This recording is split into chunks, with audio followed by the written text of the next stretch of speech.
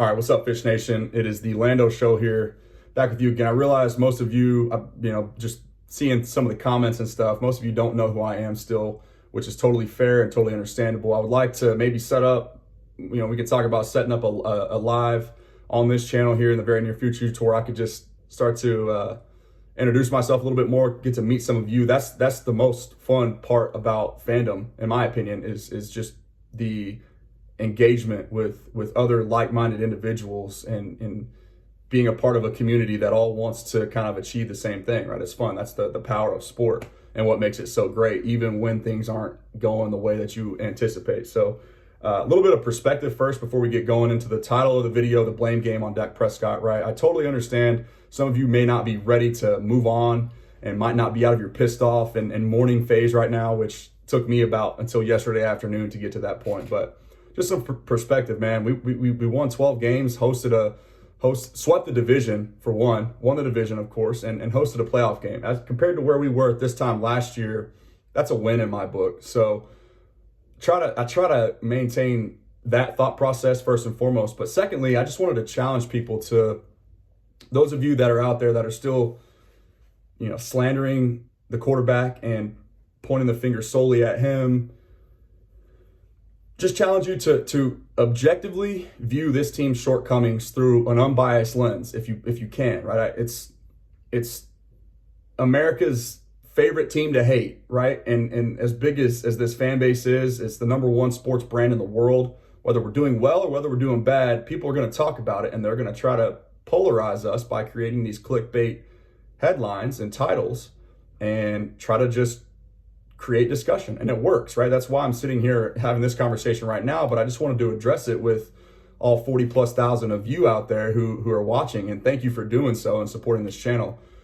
Don't forget to hit the like button if you enjoy what we're doing here and what we're saying. But I really just want to pose this question. So just consider this: 333 days prior to the start of the 2021 NFL season, Dak Prescott had a bone sticking out of his right leg. Okay, so right off the top, you might just be able to imagine that having a full offseason, yet again, focusing less on rehabilitation and wondering if he's ever gonna, be the same again, and more on just football and being the quarterback of the Dallas Cowboys might serve him and this team well. That's point number one. Point number two is, speaking specifically to the Sunday loss against San Fran, and what was the main recurring theme throughout the second half of this 2021 season, is the Cowboys couldn't run the football.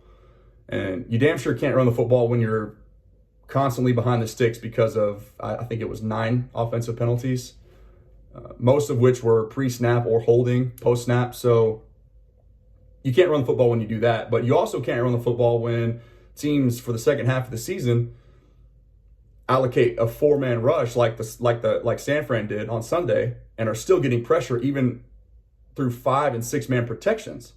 So you can imagine also how difficult it is to throw the football when your receivers are outnumbered by at least at the very best case scenario 3 defenders, because you're having to use so many resources to protect and create a pocket. It's hard. It's hard to find windows when there's 3 white shirts and 7, sometimes 8 red shirts in coverage. And then you throw that being behind the sticks on top of that, it just makes things very difficult. The next thing is that we're really going to get into, in the main analogy that I wanted to portray today, this picture that I wanted to hopefully paint for y'all, is we live in an NFL RedZone world, right? Where it's easy to be swayed by the perception of success. We're only being thrown the good stuff. Like, we see when teams are in the red zone threatening to score and making big plays and stuff. Like, we only see the good things, right? That program isn't designed to show us all the bad stuff, right? Everybody who plays fantasy football understands the purpose of that program, how great of a program it is, and knows who Scott Hansen is and what that channel means to the NFL brand, right? It's huge. But I think that is sort of getting in the way of what we perceived to be a quality quarterback, because America is watching Dak Prescott's every snap, every move, every play that he's involved in. We see it. So even the bad stuff, we want to just point that out and be like, bam, like, look at this bad throw, or look at this interception, or why didn't he throw it to this guy, or why is he constantly checking out of these plays? And, you hear kill, all this, like everybody sees when things don't go well for Dak Prescott, but not everybody sees when things don't go well for the other quarterbacks that are in his tier, or whoever you consider him to be a part of. It wasn't long ago, like I said, prior to last season, we were considering him, or even into this season, like the first, 7 weeks, we're 7-1, or first 8 weeks, we're 7-1, and he's in the MVP conversation. So maybe, just maybe, Dak Prescott's suboptimal, by his standards, performance of the last 7 some odd weeks of the season aren't also responsible for the last 27 years of this organization's mediocrity, dating back to the glory days in the 90s. So that's all I was trying to say. Winning is a collective effort, and it takes a full 53 to achieve the one common goal.